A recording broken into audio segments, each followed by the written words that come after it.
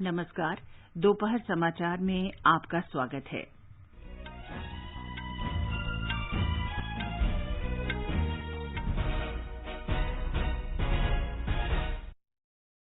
प्रधानमंत्री नरेंद्र मोदी ने आज वर्चुअल माध्यम से अहमदाबाद में सरदार धाम भवन का उद्घाटन किया।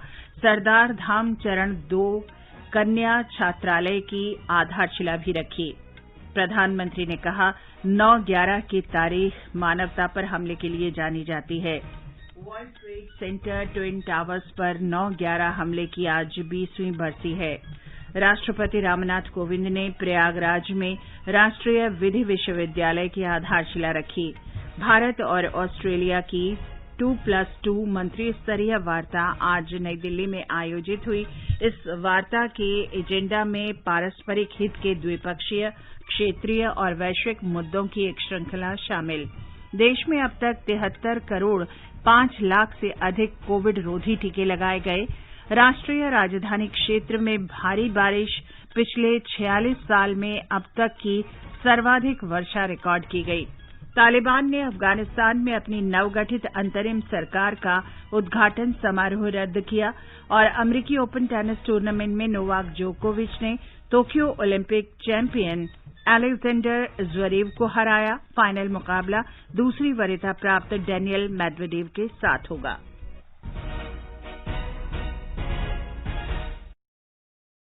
दोपहर समाचार में अतहर सईद के साथ मैं चंद्रिका जोशी। देश भर में 18 वर्ष से अधिक आयु वर्ग के लिए सरकारी केंद्रों में निःशुल्क कोविड टीकाकरण अभियान जारी है। युवाओं से आग्रह है कि टीका अवश्य लगवाएं और अन्य लोगों को भी इसके लिए प्रोत्साहित करें। जब तक आवश्यक न हो, घर से बाहर न निकलें और सुरक्षा के 3 सरल उपायों का पालन करें। मास्क लगाएं, 2 गज की सुरक्षित दूरी बनाए रखें, हाथ और चेहरा साफ रखें। कोविड संबंधी जानकारी और मार्गदर्शन के लिए राष्ट्रीय हेल्पलाइन नंबर 011-2397-8046 और 1075 पर संपर्क करें। और अब समाचार विस्तार से। प्रधानमंत्री नरेंद्र मोदी ने कहा है कि हमें मानवीय मूल्यों की रक्षा के प्रयास जारी रखने चाहिए। 2001 में 11 सितंबर को हुए आतंकवादी हमले का उल्लेख करते हुए प्रधानमंत्री ने कहा कि ये दिन विश्व इतिहास में मानवता पर हमले के दिन के तौर पर याद किया, लेकिन इस दिन ने समूचे विश्व को बहुत कुछ सिखा दिया। आज 11 सितंबर यानी 9/11 है। दुनिया के इतिहास की एक ऐसी तारीख जिसने मानवता पर प्रहार के लिए भी जाना जाता है, लेकिन इसी तारीख ने पूरे विश्व को काफी कुछ सिखाया भी। एक सदी पहले ये 11 सितंबर 1893 का ही दिन था जब शिकागो में विश्व धर्म संसद का आयोजन हुआ था। आज के ही दिन स्वामी विवेकानंद ने उस वैश्विक मंच पर खड़े होकर दुनिया को भारत के मानवीय मूल्यों से परिचित कराया था। प्रधानमंत्री ने आज गुजरात में अहमदाबाद में अत्याधुनिक सरदार धाम भवन का वीडियो कॉन्फ्रेंसिंग के जरिए उद्घाटन किया और सरदार धाम चरण 2 के अंतर्गत कन्या छात्रालय की आधारशिला रखी। प्रधानमंत्री ने बनारस हिंदू विश्वविद्यालय में सुब्रमण्यम भारती जी के नाम से पीठ स्थापित करने की भी घोषणा की। सुब्रमण्यम भारती की 100वीं पुण्यतिथि के अवसर पर श्री मोदी ने कहा कि सरदार साहिब का एक भारत श्रेष्ठ भारत विजन महान कवि सुब्रमण्य भारती की तमिल रचनाओं में परिलक्षित होता है।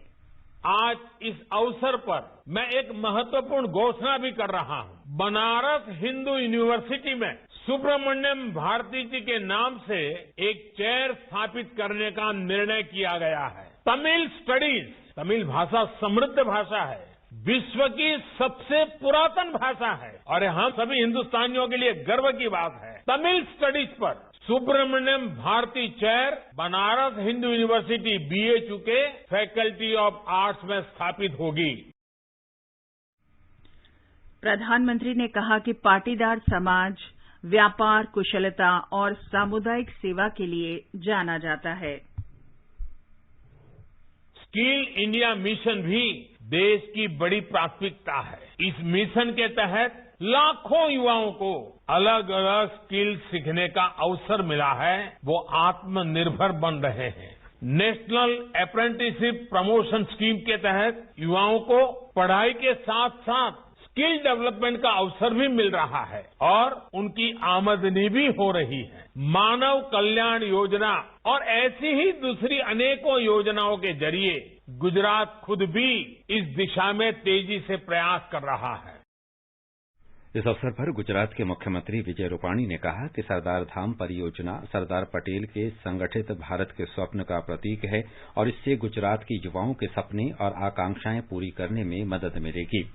केंद्रीय मंत्री मनसुख मांडविया, पुरुषोत्तम रूपाला, अनुप्रिया पटेल और राज्य में पाटीदार समाज के सांसद और विधायक भी समारोह में मौजूद थे। अमेरिका पर आतंकवादी हमले की 20वीं बरसी आज है। 11 सितंबर 2001 को इस हमले में लगभग 3000 लोगों की मौत हो गई थी। 9/11 के उल्लेख से ही आज से 20 वर्ष पहले अमेरिका पर हुए आतंकी हमले की याद ताजा हो जाती है, जिसने पूरी दुनिया को हिला दिया था। इस्लाम के नाम पर आतंकवाद का घिनौना चेहरा अलकायदा की उस करतूत से सबके सामने आ गया था, जिसमें 2 जेट विमान 11 सितंबर 2001 को न्यूयॉर्क के ट्विन टावर से टकराकर पेंसिल्वेनिया के मैदान में जा गिरे थे।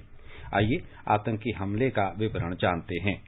2 दशक पहले आज ही के दिन अलकायदा के 19 आतंकवादियों ने नापाक इरादे से अमेरिका में 4 विमानों का अपहरण किया था। न्यूयॉर्क में वर्ल्ड ट्रेड सेंटर के टावरों में 2 विमानों को दुर्घटनाग्रस्त किया गया। एक विमान वॉशिंगटन के बाहर पेंटागन में दुर्घटनाग्रस्त हो गया। चौथा विमान पेंसिल्वेनिया के ग्रामीण क्षेत्र में उस समय दुर्घटनाग्रस्त हुआ जब यात्रियों ने अपहरणकर्ताओं से विमान का नियंत्रण वापस लेने की कोशिश की। इन नृशंस हमलों में 2977 लोग मारे गए थे। मृतकों में अधिकतर अमेरिकी नागरिक थे। इसमें 100 से अधिक देशों के नागरिकों ने भी अपनी जान गंवाई। इन हमलों का मास्टरमाइंड आतंकी संगठन अल कायदा का संस्थापक ओसामा बिन लादेन था। विडंबना यह है कि अधिकतर अपहरणकर्ता सऊदी मूल के थे और उन्हें अफगानिस्तान में प्रशिक्षण दिया गया था। इनमें से 4 आतंकवादियों ने अमेरिका के उड़ान प्रशिक्षण स्कूलों में प्रशिक्षण प्राप्त किया था। इस घटना ने वैश्विक आक्रोश को जन्म दिया और तत्कालीन अमेरिकी राष्ट्रपति जॉर्ज बुश को आतंकवाद के खिलाफ वैश्विक युद्ध का आह्वान करना पड़ा।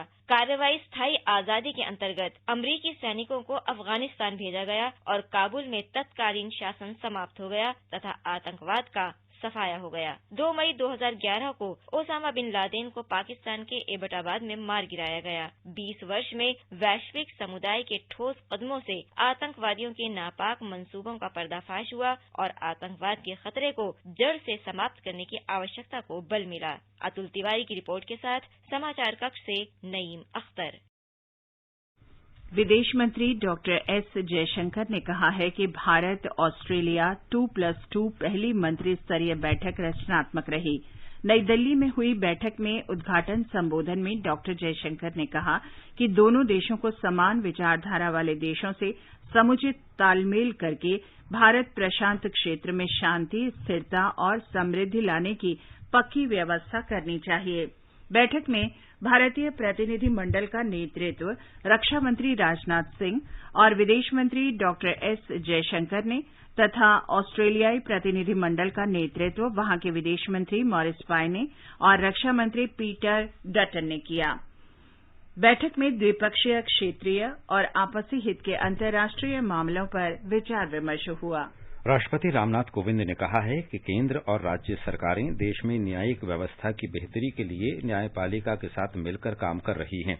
राष्ट्रपति आज प्रयागराज में उत्तर प्रदेश राष्ट्रीय विधि विश्वविद्यालय और इलाहाबाद उच्च न्यायालय के नए भवन परिसर के शिलान्यास समारोह को संबोधित कर रहे थे। समारोह में प्रधान न्यायाधीश एनवी रमना, कई वरिष्ठ न्यायाधीश, केंद्रीय कानून मंत्री किरेन रिजिजू, राज्यपाल आनंदीबेन और मुख्यमंत्री योगी आदित्यनाथ भी मौजूद थे।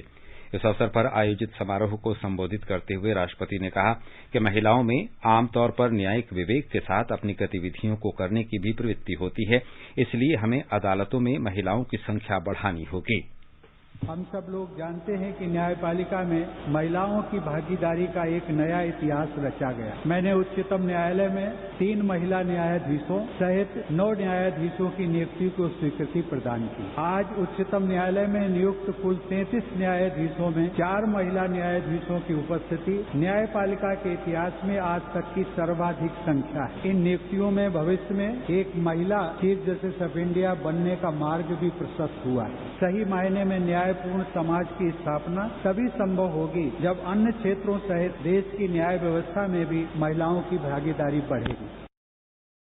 केंद्रीय कानून मंत्री किरेन रिजिजू ने अपने संबोधन में कहा कि सरकार न्यायपालिका के साथ मिलकर काम करना चाहती है और न्यायिक व्यवस्था को मजबूत करने के लिए सभी जरूरी कदम उठा रही है। मुख्यमंत्री योगी आदित्यनाथ ने इस अवसर पर कहा कि आज का युग डिजिटल युग है और हमने कोरोना काल में इसके महत्व को समझ लिया है। अगले साल से विश्वविद्यालय का शैक्षणिक सत्र 80 छात्रों के साथ शुरू हो जाएगा। प्रस्तावित विश्वविद्यालय के स्नातक और स्नातकोत्तर पाठ्यक्रमों में 1000 से अधिक छात्र कानून की शिक्षा प्राप्त कर सकेंगे। ये समाचार हमारी वेबसाइट newsonair.com/hindi और हमारे mobile app news on AIR पर भी उपलब्ध हैं। हर पल बन रहे विकास के नए कीर्तिमान, निरंतर आगे बढ़ रहा हिंदुस्तान। युवा बना रहे नया भविष्य, मजबूत है इरादे, हम हो रहे आत्मनिर्भर और तेज हो रही विकास की ये रफ्तार, क्योंकि सब मिलकर दे रहे हैं अपना योगदान। जी हाँ, सभी करदाता अपने एडवांस टैक्स की दूसरी किश्त 15 सितंबर तक जमा करें। कंपनी, कॉर्पोरेट या वो व्यक्ति जिनकी कर देयता TDS TCS कटने के बाद रुपए 10,000 से अधिक है, अपने एडवांस टैक्स की किश्त अदा करें। 15 सितंबर 2021 तक एडवांस टैक्स का 45% भुगतान करना अनिवार्य है। ऐसा करके देश की तरक्की में साझेदार बने। अधिक जानकारी के लिए www.incometax.gov.in पर जाएं। प्रत्येक आयकर दाता एक राष्ट्र निर्माता, आयकर विभाग द्वारा जनहित में जारी। दोपहर समाचार में आपका फिर स्वागत है। देश ने टीकाकरण अभियान के अंतर्गत अब तक 73 करोड़ 5 लाख से अधिक कोविड टीके लगाकर नई उपलब्धि हासिल कर ली है। स्वास्थ्य मंत्रालय ने बताया कि पिछले 24 घंटों के दौरान 65,27,000 से अधिक टीके लगाए गए। इस दौरान 32,198 मरीज ठीक हुए हैं। स्वस्थ होने की राष्ट्रीय दर 97.49% है। देश में विभिन्न राज्यों और केंद्र शासित प्रदेशों को 72 करोड़ से अधिक कोविड टीके उपलब्ध कराए गए हैं। मध्य प्रदेश में अब तक डेंगू के 2,200 मामले सामने आए हैं। मुख्यमंत्री शिवराज सिंह चौहान ने डेंगू से अत्यधिक प्रभावित जबलपुर, रतलाम, आगरा, मालवा, भोपाल, छिंदवाड़ा और इंदौर के जिला अधिकारियों के साथ विचार विमर्श किया। हरिद्वार में 100 बिस्तर वाले ESIC अस्पताल को 300 बिस्तर की सुविधा देने की स्वीकृति मिल गई है। केंद्रीय श्रम और रोजगार मंत्री भूपेंद्र यादव ने कल अस्पताल के निरीक्षण के दौरान बताया कि विस्तार कार्य के लिए आर्थिक प्रावधान किया जा चुका है। कोविड संबंधी राष्ट्रीय हेल्पलाइन नंबर हमारी वेबसाइट newsonair.gov.in पर उपलब्ध हैं।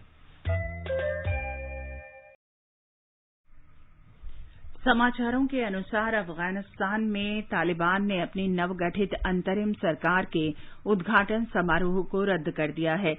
ये समारोह अमेरिका के ट्रेड टावर पर 9/11 आतंकवादी हमलों की 20वीं बरसी पर आज आयोजित किया जाना था। इस बीच काबुल हवाई अड्डे से वाणिज्यिक उड़ानें बहाल हो गई हैं। आगे बढ़ने से पहले मुख्य समाचारों पर एक नजर। प्रधानमंत्री नरेंद्र मोदी ने आज वर्चुअल माध्यम से अहमदाबाद में सरदार धाम भवन का उद्घाटन किया। सरदार धाम चरण 2 कन्या छात्रालय की आधारशिला भी रखी। प्रधानमंत्री ने कहा, 9/11 की तारीख मानवता पर हमले के लिए जानी जाती है। World trade centre twin towers पर 9/11 हमले की आज 20वीं बरसी है। राष्ट्रपति रामनाथ कोविंद ने प्रयागराज में राष्ट्रीय विधि विश्वविद्यालय की आधारशिला रखी। भारत और ऑस्ट्रेलिया की 2+2 मंत्री स्तरीय वार्ता आज नई दिल्ली में आयोजित हुई। इस वार्ता के एजेंडे में पारस्परिक हित के द्विपक्षीय, क्षेत्रीय और वैश्विक मुद्दों की एक श्रृंखला शामिल। देश में अब तक 73 करोड़ 5 लाख से अधिक कोविड रोधी टीके लगाए गए। राष्ट्रीय राजधानी में भारी बारिश, पिछले 46 साल में अब तक की सर्वाधिक वर्षा रिकॉर्ड की गई। तालिबान ने अफगानिस्तान में अपनी नवगठित अंतरिम सरकार का उद्घाटन समारोह रद्द किया और अमरीकी ओपन टेनिस टूर्नामेंट में नोवाक जोकोविच ने Tokyo Olympic champion Alexander Zverev को हराया। फाइनल मुकाबला दूसरी वरीयता प्राप्त डैनियल मेदवेदेव के साथ होगा।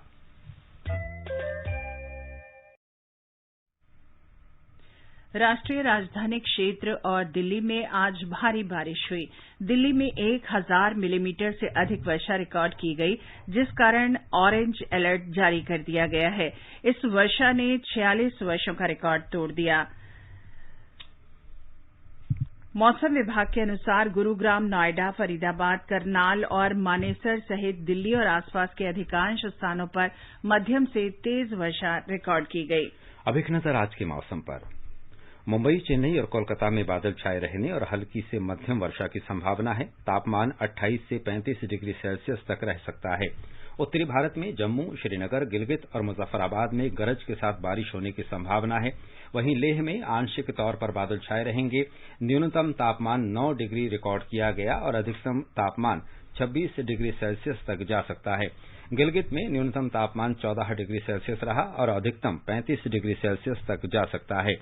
देश के पूर्वोत्तर क्षेत्र गुवाहाटी, इम्फाल, शिलंग, कोहिमा, आइजोल, ईटानगर, अगरतला और गैंगटॉक में बादल छाए रहेंगे और कुछ स्थानों पर बूंदाबांदी या गरज के साथ छींटे पड़ने की संभावना है। तापमान 27 से 36 डिग्री सेल्सियस के बीच रहेगा। ये समाचार आकाशवाणी से प्रसारित किए जा रहे हैं। ताजा समाचार जानने के लिए आप हमारे Twitter handle @AIR News Hindi को फॉलो कर सकते हैं।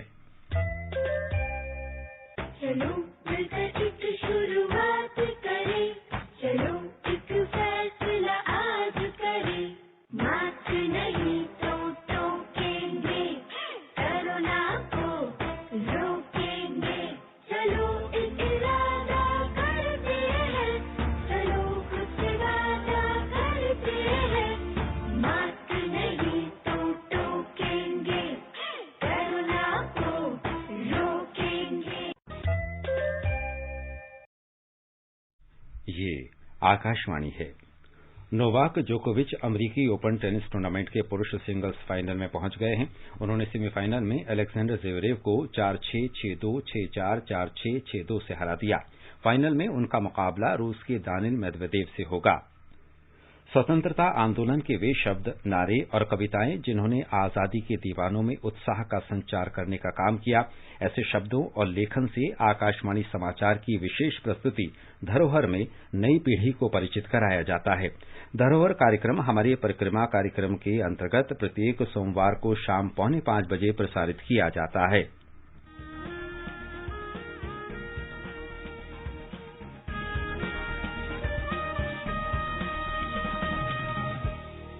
आजादी के आंदोलन के खजाने में ऐसे ढेरों शब्द जिन्होंने बदल दिए इतिहास, तारीख बदलने वाले लफ्जों पर आकाशवाणी समाचार ला रहा है विशेष कार्यक्रम धरोहर, हर सोमवार।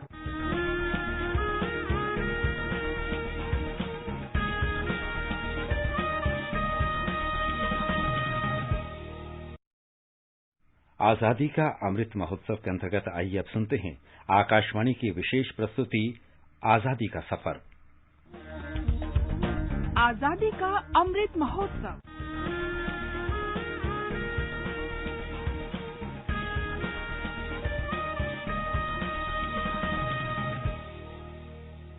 आजादी का सफर आकाशवाणी के संग एक राष्ट्र का जन्म। भारत का शानदार स्वाधीनता संघर्ष आधुनिक विश्व के महानतम संघर्षों में से एक है। आकाशवाणी आपके लिए रोजाना ला रही है इस शानदार संघर्ष की झलक।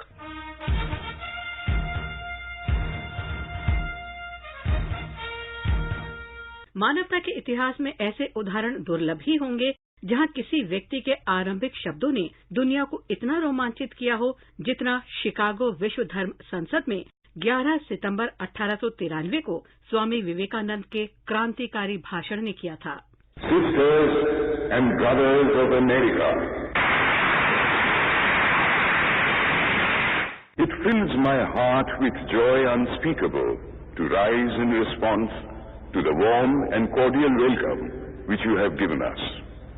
I am proud to belong to a religion which has taught the world both tolerance and universal acceptance.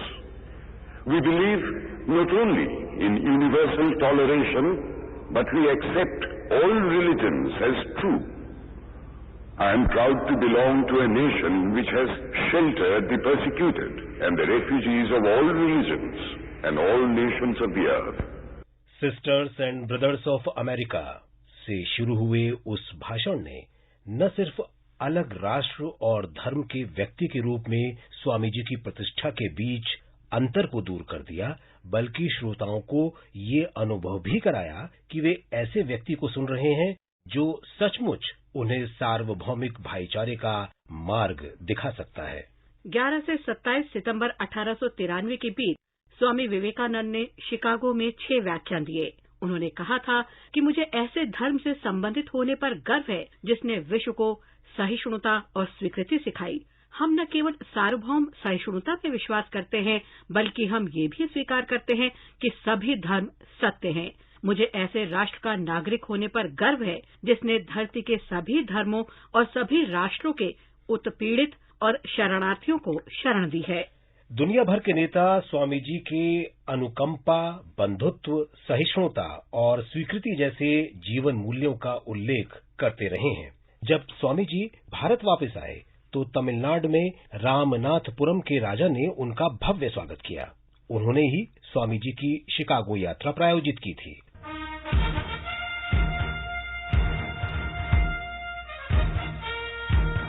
Vinayak Narhari Vinoba Bhave का जन्म 11 सितंबर 1895 को महाराष्ट्र के पेण जिले में हुआ था। उन्हें महात्मा गांधी का आध्यात्मिक उत्तराधिकारी माना जाता है। 1940 में विनोबा को गांधी ने ब्रिटिश राज के खिलाफ प्रथम व्यक्तिगत सत्याग्रही के रूप में चुना। भावे ने भारत छोड़ो आंदोलन में भी हिस्सा लिया था। 1940 में विनोबा को गांधी ने ब्रिटिश राज के खिलाफ प्रथम व्यक्तिगत सत्याग्रही के रूप में चुना। विनोबा ने भारत छोड़ो आंदोलन में भी हिस्सा लिया था।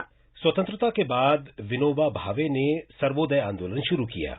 उन्होंने 18 अप्रैल 1951 को पोचमपल्ली में भूदान आंदोलन भी शुरू किया।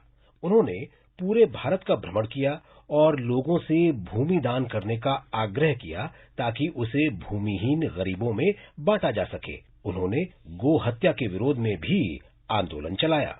विनोबा भावे विद्वान, चिंतक और लेखक भी थे। उन्होंने अनेक पुस्तकें लिखी। वे मराठी, कन्नड़, गुजराती, हिंदी, उर्दू, अंग्रेजी और संस्कृत जैसी अनेक भाषाओं में पारंगत थे। हालांकि वे श्रीमद् भगवद गीता से अत्यधिक प्रभावित थे, लेकिन उन्होंने कुरान और बाइबल से भी प्रेरणा ली थी। 15 नवंबर 1982 को विनोबा भावे का निधन हुआ। आज सुब्रमण्यम भारती की पुण्यतिथि भी है। आधुनिक भारत के महानतम कवि भारती का जन्म 11 दिसंबर 1882 को तमिलनाडु के इट्टयापुरम में हुआ था। वे आध्यात्मवादी और राष्ट्रवादी भी थे।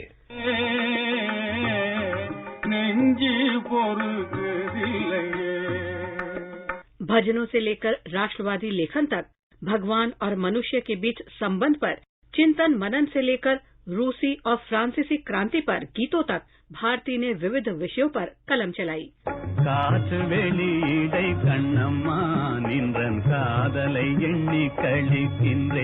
तिलक और वीओ चिदम्बरम पिल्लई से संबंध के कारण भारती को गिरफ्तारी की आशंका बनी रहती थी। इसलिए वे पांडिचेरी चले गए, जहां फ्रांस का शासन था। वहीं से वे स्वतंत्रता की ज्योति प्रज्वलित करने के लिए तमिल भाषा में ओजस्वी लेखन करते रहे। महान दूरदृष्टा भारती ने 1920 में लिखा, आइए नृत्य और गायन करें क्योंकि हमने स्वतंत्रता प्राप्त कर ली है। जिस तरह वोल्टेयर और रूसो ने फ्रांसीसी क्रांति की ज्योति को प्रज्वलित किया, उसी तरह महाकवि सुब्रमण्यम भारती ने तमिलनाडु में स्वाधीनता की मशाल जलाई। भारत वापस आने और कैद से छूटने के बाद भारती ने महात्मा गांधी से मुलाकात की, जो भारती के बहुमुखी और निर्भीक व्यक्तित्व से अत्यधिक प्रभावित थे। उन्होंने लोगों से भारती की सेहत का ध्यान रखने को कहा, लेकिन ऐसा हो न सका। भारती का स्वास्थ्य बिगड़ता गया और 11 सितंबर 1921 को उनका निधन हो गया। जो कोयल पेड़ पर अकेली बैठी मधुर गाना गाती है, वो स्वयं तो खत्म हो जाती है, लेकिन उसके गीत सदैव गूंजते रहते हैं। आज ही भारत की एक और महान हस्ती परमेशिवन सुब्बारायन की जयंती है। सुब्बारायन का जन्म 11 सितंबर 1889 को तमिलनाडु के सेलम में हुआ था। वे स्वाधीनता सेनानी और राजनयिक थे। वे मद्रास प्रेसिडेंसी के मुख्यमंत्री रहे। आज बस इतना ही। आजादी का सफर आकाशवाणी के संग कल फिर मिलेंगे नई कड़ी के साथ।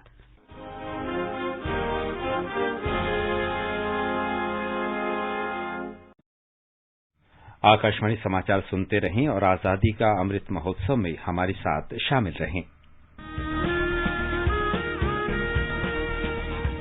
आजादी के 75 वर्षों का पर्व अमृत महोत्सव के पावन अवसर पर आकाशवाणी समाचार लेकर आया है अमृत महोत्सव क्विज। आप भी इस क्विज का हिस्सा बन सकते हैं। हमारे समाचार बुलेटिनों में पूछे गए स्वतंत्रता आंदोलन से जुड़े प्रश्नों का जवाब देकर आपसे ये सवाल प्रत्येक सोमवार और मंगलवार को सुबह 8 बजे प्रसारित होने वाले बुलेटिन समाचार प्रभात में पूछे जाएंगे। श्रोता ईमेल amritmahotsavquiz@gmail.com पर अपने जवाब भेज सकते हैं। जवाब के साथ आप अपना नाम, पता और फोन नंबर भी भेजिए ताकि विजेता बनने पर हम आपसे संपर्क कर सकें। विजेता का चुनाव ईमेल पर मिले सही जवाबों में से लकी ड्रॉ के माध्यम से होगा और इसकी घोषणा अगले दिन इसी बुलेटिन में की जाएगी। विजेता को प्रमाण पत्र के साथ एक उपहार भी दिया जाएगा। साथ ही विजेता का नाम हमारे ट्विटर हैंडल पर भी फ्लैश होगा। तो आइए मनाएं आजादी के 75 वर्षों का पर्व अमृत महोत्सव आकाशवाणी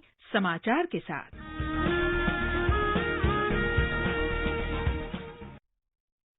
श्रोता, आजादी का अमृत महोत्सव क्विज के उत्तर व्हाट्सएप नंबर 8826546262 पर भेज सकते हैं।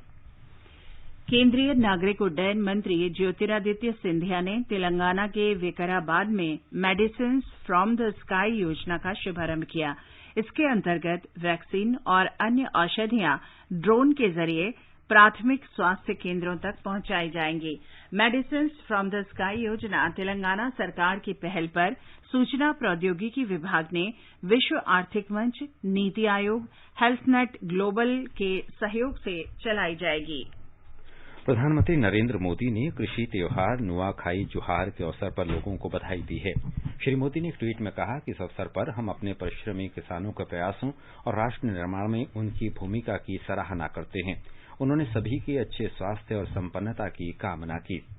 प्रधानमंत्री नरेंद्र मोदी ने आज आचार्य विनोबा भावे के जन्म दिवस पर उन्हें भावभीनी श्रद्धांजलि अर्पित की है। प्रधानमंत्री ने कहा कि आचार्य विनोबा भावे ने भारत की स्वतंत्रता के बाद गांधीवादी सिद्धांत को आगे बढ़ाया। उन्होंने कहा कि विनोबा भावे का जन आंदोलन का उद्देश्य गरीबों और पिछड़े लोगों के जीवन स्तर को और बेहतर बनाना था। भारतीय जनता पार्टी अध्यक्ष जगत प्रकाश नड्डा ने कहा है कि प्रधानमंत्री नरेंद्र मोदी के जन्मदिन 17 सितंबर को भाजपा कार्यकर्ता टीकाकरण में बूथ स्तर पर लोगों की मदद करेंगे। नई दिल्ली में श्री नड्डा ने कहा कि पार्टी ने पूरे देश में पिछले 43 दिनों के दौरान 6,88,000 से अधिक स्वास्थ्य स्वयंसेवकों को प्रशिक्षित किया है।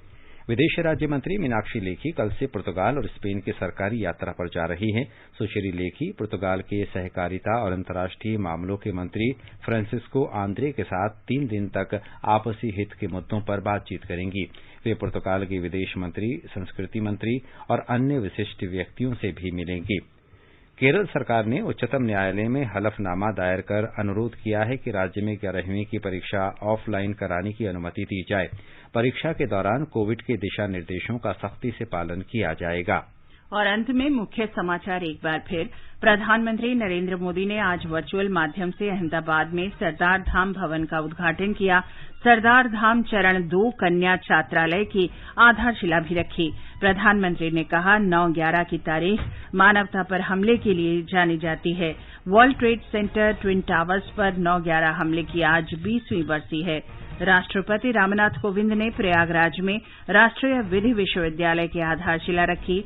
भारत और ऑस्ट्रेलिया की 2+2 मंत्री स्तरीय वार्ता आज नई दिल्ली में आयोजित की गई। इस वार्ता के एजेंडा में पारस्परिक हित के द्विपक्षीय, क्षेत्रीय और वैश्विक मुद्दों की एक श्रृंखला शामिल।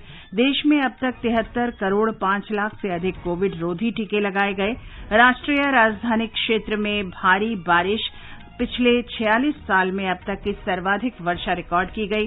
तालिबान ने अफगानिस्तान में अपनी नवगठित अंतरिम सरकार का उद्घाटन समारोह रद्द किया और अमेरिकी ओपन टेनिस टूर्नामेंट में नोवाक जोकोविच ने Tokyo Olympic champion Alexander Zverev को हराया। फाइनल मुकाबला दूसरी वरीयता प्राप्त डेनियल मेदवेदेव के साथ होगा। इसके साथ ही दोपहर समाचार का ये अंक समाप्त हुआ। नमस्कार।